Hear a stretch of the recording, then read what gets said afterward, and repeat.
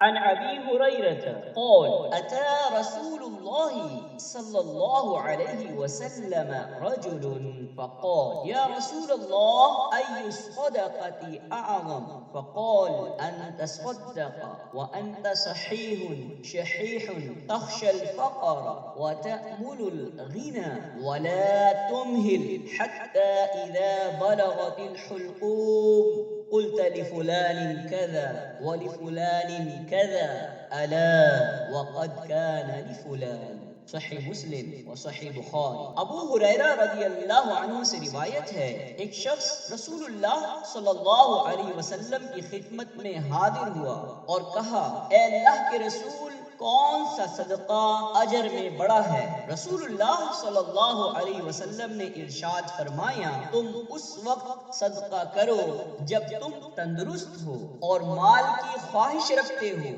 مفلسی سے ڈرتے ہو اور غنا کی امید رکھتے ہو، اور اللہ تعالی کی راہ میں مال خرچ کرنے میں اس قدر تاخیر نہ کرو کہ جب تمہاری جان حلق تک پہنچ جائے پھر تم کہو اتنا فلاں کا ہے، اتنا فلاں کا، اب تو وہ فلاں یعنی ورثہ کا ہو ہی چکا ہے۔